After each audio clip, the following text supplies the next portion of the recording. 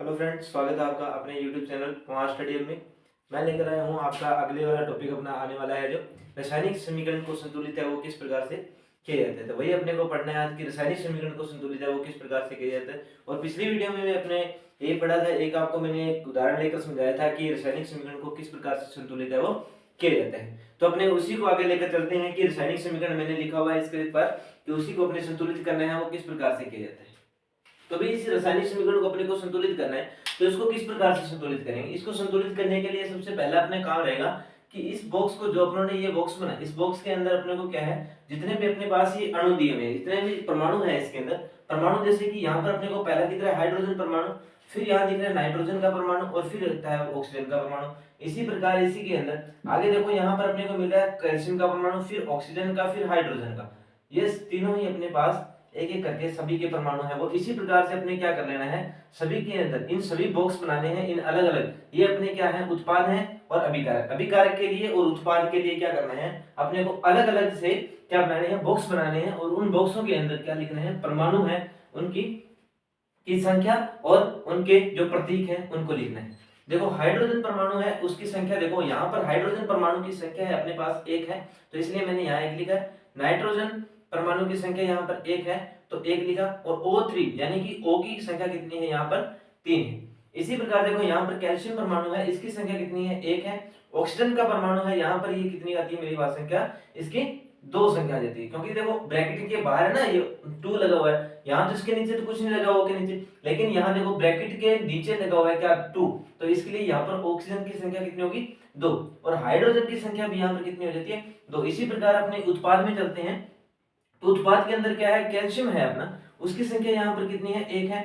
फिर इसी प्रकार नाइट्रोजन है, नाइट्रोजन की संख्या यहाँ पर देखो, यहाँ पर O, यहाँ पर इसके O के नीचे 3 लगा हुआ है, ना कि किसके नीचे, N के नीचे, इसलिए यहाँ पर N की संख्या कितनी हो जाती है अपने पास, 2 हो जाती है। और ऑक्सीजन की संख्या यहाँ पर देखो, इसके ब्रैकेट के अंदर यहाँ पर O के नीचे लगा हुआ है 3, तो इस 3 को अपने मल्टीप्लाई करना पड़ेगा, जो बाहर अपने ब्रैकेट के बाहर जो 2 लगा हुआ है इसके साथ में, तो यहाँ पर ऑक्सीजन की संख्या मेरे पास कितनी हो जाती है, 6 हो जाती है। यहाँ पे देखो हाइड्रोजन की संख्या मेरे पास 2 है और ऑक्सीजन की संख्या मेरे पास 1 है। सबसे पहला काम अपने को ये करना है, अपने समीकरण को संतुलित करने के लिए, समीकरण को संतुलित करने के लिए सबसे पहला काम अपना ये करना है। फिर दूसरा काम अपने को देखना है कि रासायनिक समीकरण के अंदर सबसे अधिक परमाणु संख्या, सबसे अधिक परमाणु है वो किसके हैं। तो सबसे पहले अपने देख रहे हैं कि ऑक्सीजन के परमाणु किसमें, अभिकारक के अंदर ऑक्सीजन के परमाणु कितने हैं, 3 है, और ऑक्सीजन के परमाणु यहाँ पर कितने हैं मेरे पास, 6 है। तो यहाँ पर अपने को ऑक्सीजन के परमाणु 3 है, यहाँ पर अपने को ऑक्सीजन के परमाणु कितने बनाने हैं, 6 बनाने। तो यहाँ पर मैं 6 बनाने के लिए क्या करूंगा, इसको मेरे को 2 से मल्टीप्लाई करना पड़ेगा, यानी कि 2 से गुणा करना पड़ेगा। इसको 2 से मैं यदि गुणा करूंगा तो यहाँ पर देखो संख्या मेरी कुछ ये हो जाती है, यहाँ से हाइड्रोजन का परमाणु एक है, यहाँ पर संख्या हो जाएगी 2, यहाँ पर हाइड्रोजन की संख्या 1 है, यहाँ नाइट्रोजन की संख्या 1, और इसको मल्टीप्लाई करेंगे, यहाँ पर नाइट्रोजन की संख्या 2 हो जाएगी।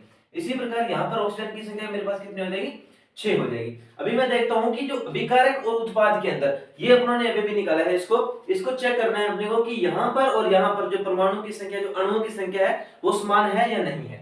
तो उसी को चेक करना है अपने को कि यहाँ पर देखो हाइड्रोजन की संख्या भी, इसी को तो ये तो अपना कैंसिल हो चुका है ना, क्योंकि 2 से मल्टीप्लाई करने के बाद ये मेरा कैंसिल हो चुका ये वाला, तो यहाँ पर ये पार्ट बचता है मेरे की हाइड्रोजन की संख्या कितनी आती है मेरे पास, 2 आ जाती है। तो यहाँ पर देखो हाइड्रोजन की संख्या 2 है, यहाँ पर भी हाइड्रोजन की संख्या 2 है उत्पाद के अंदर, ठीक है। इसी प्रकार नाइट्रोजन की संख्या कितनी है, यहाँ पर 2 है, तो यहाँ पर नाइट्रोजन की संख्या 2 आती है, यहाँ पर भी नाइट्रोजन की संख्या 2 आ जाती है। इसी प्रकार ऑक्सीजन की संख्या यहाँ 6 हो जाती है, ऑक्सीजन की संख्या 6 हो जाती है। तो अभी अपना जो अभिकारक के अंदर जो HNO3 है, उसके अंदर जो हाइड्रोजन नाइट्रेट, जो अपना हाइड्रोनाइट्रेट है, उसके अंदर क्या होगा कि इसके अभिकारक और उत्पाद की संख्या, जो परमाणु की संख्या, वो समान हो चुकी। अभी अपने को क्या करना है कि जो अपना कैल्शियम हाइड्रोक्साइड है, कैल्शियम हाइड्रोक्साइड के अंदर क्या करना है, परमाणु की संख्या समान देखनी है कि कैल्शियम के अंदर यहाँ पर हाइड्रोजन की संख्या 1 समान है, लेकिन ऑक्सीजन की संख्या यहाँ पर मेरे पास कितनी आ जाती है, 2। ऑक्सीजन की संख्या यहाँ मेरे पास आ जाती है 2, लेकिन यहाँ पर जो ऑक्सीजन की संख्या है, देखो यहाँ पर उत्पाद के अंदर ऑक्सीजन की संख्या कितनी है, 1 है अपने पास, तो यहाँ पर ऑक्सीजन की संख्या मेरे को क्या करनी पड़ेगी, बढ़ानी पड़ेगी। यदि मैं ऑक्सीजन की संख्या यहाँ 2 करूंगा तो मेरे को यहाँ से इसका 2 से मल्टीप्लाई करना पड़ेगा। अभी इस उत्पाद के अंदर देखते हैं, तो उत्पाद के अंदर देखो तो यहाँ से 2 और 2 कितने हो जाएगा, 4। यहाँ पर हाइड्रोजन के परमाणु 4 हो चुके और ऑक्सीजन के परमाणु मेरे पास कितने हो गए, 2 हो गए। अभी देखो कि ऑक्सीजन के परमाणु यहाँ पर 6, यहाँ देखो हाइड्रोजन के परमाणु, ऑक्सीजन के परमाणु कितने हुए, यहाँ पर अभी ऑक्सीजन के परमाणु कितने हो चुके, ये हो गए 2, तो यहाँ पर ये सही हो गया। देखो हाइड्रोजन के परमाणु 2, यहाँ पर हाइड्रोजन के परमाणु, यहाँ देखो हाइड्रोजन के परमाणु 2 थे, तो पहले उन्होंने हाइड्रोजन के परमाणु इसके अंदर अभिकारक के अंदर हाइड्रोजन के परमाणु 2 थे यहाँ थे, और यहाँ पर हाइड्रोजन के परमाणु कितने हैं 2, तो यहाँ पर भी ये अभी कितने हो गए 4, तो ये 2 और ये 2 मिलकर क्या हो गए 4, तो यहाँ पर भी क्या है, ये हाइड्रोजन है, ये भी 4 है, वो अपना कंप्लीट हो चुका। तो अभी देखो इक्वेशन में मैंने क्या किया है, जो अपना उत्पाद है उसके अंदर मैंने HO2 के साथ में 2 का मल्टीप्लाई किया है, और इधर मैंने क्या किया है HNO3 है मेरा, उसके साथ भी मैंने क्या किया है अभी 2 का मल्टीप्लाई किया। तो इसी प्रकार से यहाँ पर जो अपनों जहां जहां क्या किया है इसके अंदर मल्टीप्लाई किया है, इसको जहां जहां अपनों जिसको मल्टीप्लाई किया है उसको अपनों ने लिखते चलना है। तो किस प्रकार से लिखेंगे, देखो यहाँ पर 2 का मल्टीप्लाई किया तो यहाँ पे लिखूंगा कि 2HNO3 प्लस, देखो यहाँ पर कुछ भी मल्टीप्लाई नहीं किया तो ये सेम का सेम लिख दूंगा मैं CaOH2, यहाँ पे देखो 2 का मल्टीप्लाई किया मैंने 2 लिख दिया। अभी देखो यहाँ पर कैल्शियम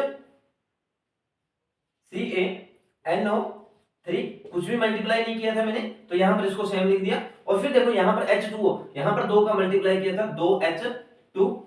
अभी ये समीकरण अपने पास प्राप्त होगी। अभी इस समीकरण को अपने को देखना है कि संतुलित है या नहीं है। अभी भी क्या है, इस समीकरण को संतुलित है या नहीं देखने के लिए अपने क्या करेंगे, दोनों तरफ क्या करेंगे, जो भी परमाणु है अपने पास दिए हुए उनको चेक करना है कि ये परमाणु की संख्या समान हुई है या नहीं। तो इसको चेक करने के लिए सेम टू सेम प्रोसेस अपने क्या करेंगे, दोबारा है वो इसके अंदर करते हैं कि देखो ये वाला प्रोसेस इसके अंदर करना है अपने को कि 2 है तो यहाँ पर इसकी हाइड्रोजन की संख्या, नाइट्रोजन की संख्या और ऑक्सीजन की संख्या, अभी इसकी संख्या क्या करते चलना है अपने को, देखिए हाइड्रोजन की संख्या यहाँ पर मेरे पास 2 हो चुकी, नाइट्रोजन की संख्या 2 हो चुकी, ऑक्सीजन की संख्या 6 हो चुकी, ठीक है। इसी प्रकार यहाँ चलेंगे, इसके अंदर देखो कैल्शियम की संख्या कितनी हुई, यहाँ पर मेरे पास 1 है, ऑक्सीजन की संख्या कितनी हुई 2, और हाइड्रोजन की परमाणु की संख्या कितनी हुई 2। तो यहाँ आगे चलते हैं, देखो कैल्शियम की परमाणु की संख्या कितनी है 1, नाइट्रोजन की कितनी है 2, ऑक्सीजन की कितनी है 6, प्लस आगे ऐसे चलते हैं, यहाँ पर देखो हाइड्रोजन की संख्या मेरे पास कितनी हुई 4, ऑक्सीजन की संख्या कितनी हुई 2। इस प्रकार से अपने को क्या करना है, इसको चेक कर लेना है। आगे देखो यहाँ पर देखो, अभी देखो वैसे का वैसे इसके अंदर क्या अपने वैसे यहाँ पर मिलाकर देखते हैं कि हाइड्रोजन इनकी संख्या समान हुई है या नहीं। तो हाइड्रोजन की संख्या 2 है और यहाँ पर हाइड्रोजन की संख्या 4 है, तो हाइड्रोजन 2 यहाँ है, हाइड्रोजन 2 यहाँ है, तो 4 कंप्लीट। NO यानी कि N की संख्या कितनी है 2, तो यहाँ पर भी N की संख्या 2, O की संख्या 6, O की संख्या 6। यहाँ पर देखो कैल्शियम की संख्या कितनी है 1, ऑक्सीजन की संख्या 2, तो इसी प्रकार से यहाँ भी ऑक्सीजन, ये अपना हुआ दोनों के दोनों तरफ क्या हुआ कंप्लीट। यहाँ पर परमाणु की संख्या है यानी कि द्रव्यमान है इन दोनों का क्या हो चुका है, भी बराबर हो चुका, द्रव्यमान क्या हुआ यहाँ पर बराबर हुआ। तो ऐसे अपने कह सकते हैं इसको कि ये समीकरण है अपनी क्या होगी, संतुलित है वो हो चुकी है। अभी इसी के अंदर अपने को पढ़ना है हिट एंड ट्रायल विधि के बारे में। हिट एंड ट्रायल विधि भी क्या होती है, इसी प्रकार जैसे कि समीकरण को संतुलित है अपनों ने किया है, तो इसी प्रकार से रासायनिक समीकरण को संतुलित है वो करना अपने को दोबारा से। देखो इसी प्रकार से एक तो अपनों ने किया है इस विधि से, ठीक है। एक विधि आती है कि जिसमें क्या होता है कि अपने को चरण के हिसाब से, देखिए चरण फर्स्ट है, चरण सेकंड है, चरण थर्ड है, इस प्रकार से क्या है एक एक चरण के अंदर इसको विभाजित करके अपने क्या करना है, एक जैसे बड़ा क्वेश्चन आ जाता है कि अपने पास एक इक्वेशन दे देगा, उसके अंदर लिख देगा कि हिट एंड ट्रायल विधि के द्वारा इस समीकरण को संतुलित कीजिए। तो अपने किस प्रकार से करेंगे, तो अभी वही सीखने वाले हैं अपने ट्रायल विधि। तो अभी स्टार्ट करते हैं हिट एंड ट्रायल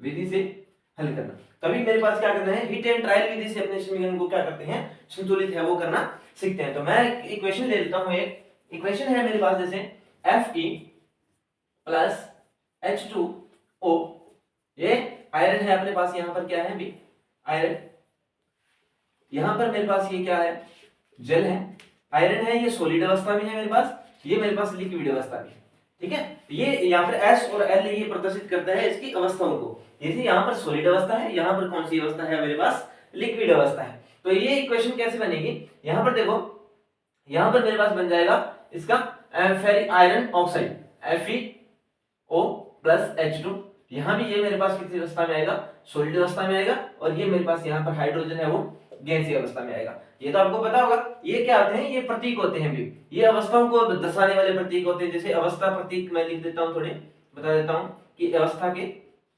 प्रतीक। जैसे यहाँ पर मैंने S लिखा हुआ है, तो S है ये किसको प्रदर्शित करता है, ये करता है उसकी अवस्था कौन सी है, जो सॉलिड अवस्था होती है उसकी। सॉलिड अवस्था माने कि ठोस अवस्था, है ना। सॉलिड अवस्था मतलब कौन सी अवस्था है, यहाँ पर ठोस अवस्था है वो है इसकी। वैसे ही यहाँ पर देखो गैसीय, G लिखा हुआ है तो मतलब कौन सी अवस्था है, गैसीय अवस्था है इसकी।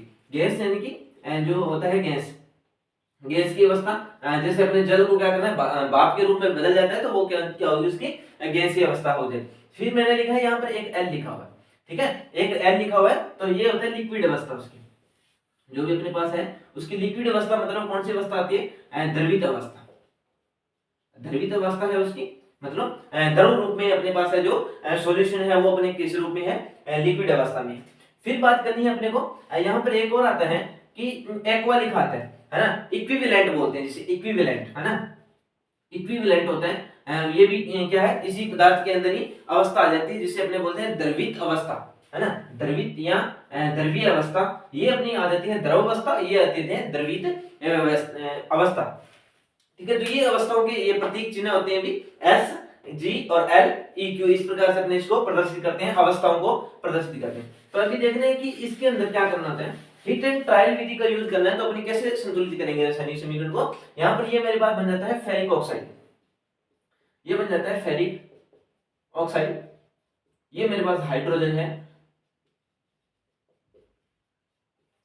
ठीक है। अभी इसको क्या करना है, जैसे अपने को दे दिया कि हिट एंड ट्रायल विधि के द्वारा क्या करना है, अपने को समीकरण को संतुलित करना है। तो इस प्रकार से करेंगे। सबसे पहले लिखेंगे चरण फर्स्ट। चरण फर्स्ट के अंदर क्या लिखना है कि जो इक्वेशन है अपनी समीकरण में अभिकारकों, क्या लिखना है, अभिकारकों यदि नहीं पता चल रहा है तो आप पीछे की वीडियो में जाकर देख सकते हो कि अभिकारक क्या होते हैं और उत्पाद क्या होते हैं। अभिकारक होते हैं और अभिकारक व उत्पाद।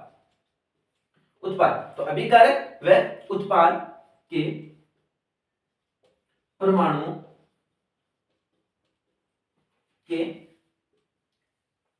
ऊपर बॉक्स बनाने है। सबसे पहले क्या करना है अपने को, सबसे पहला काम करना है कि समीकरण अपने को जो दी हुई है उसके अंदर अपने को क्या करना है, जो ये इक्वेशन दी हुई है इसके ऊपर क्या करना है अपने को, सभी को अलग अलग लिख करके उसके अंदर क्या बनाने हैं, बॉक्स के अंदर उसे लिखना है। जैसे मैंने लिखा है कि Fe, इसको एक बॉक्स के अंदर लिख दिया, प्लस H2O, इसको एक बॉक्स के अंदर लिख दिया। इस प्रकार से यहाँ FeO, इसको एक बॉक्स के अंदर फिट करना है, और प्लस H2 को एक बॉक्स के अंदर अपने को लिख देना है। इस प्रकार से दूसरा काम अपने को क्या देखना है, फिर दूसरा काम यहां लिखेंगे चरण सेकंड के अंदर क्या लिखना है, चरण सेकंड के अंदर अपने लिखना है कि अभिकारक व उत्पादों में, अभिकारक व उत्पाद लिखेंगे।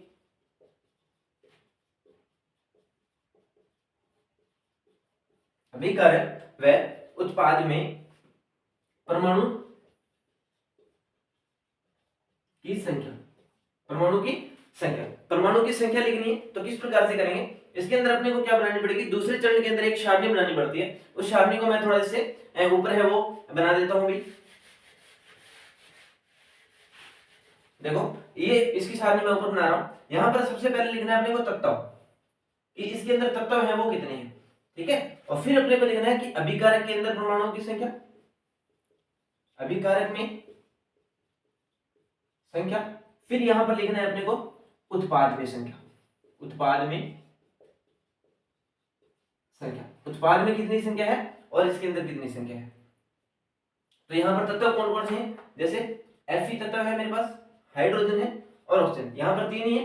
यहां पर देखो Fe की संख्या कितनी है, 1 है। अभिकारक की बात करो, अभिकारक ये होता है ना अभिकारक, तो अभिकारक के अंदर Fe की संख्या कितनी है, 1 है। और हाइड्रोजन की संख्या मेरे पास कितनी है, 2 है। और ऑक्सीजन की संख्या कितनी है, 1 है। ऐसे ही इधर चलता हूं कि Fe की संख्या यहां पर कितनी है, 1 है। हाइड्रोजन की संख्या मेरे पास 2 है और ऑक्सीजन की संख्या मेरे पास कितनी है, यहां पर भी 1 है। तो यहां पर देखो क्या हुआ कि ये Fe H के अंदर भी 2 और ऑक्सीजन के अंदर, तो यहीं पर अपनी समीकरण क्या हो जाती है, संतुलित। यानी कि ये जो इक्वेशन लिखी हुई है मैंने, ये अपनी क्या होती है, संतुलित इक्वेशन है।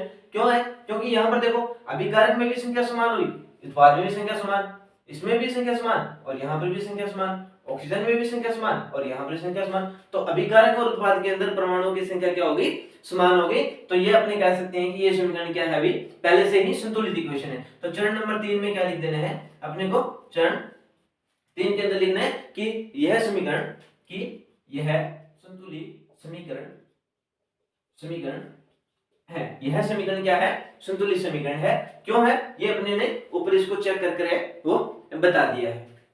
तो ये है अपनी हिट एंड ट्रायल विधि। तो आज के लिए इतना, और आगे मिलते हैं अपने कल की वीडियो में।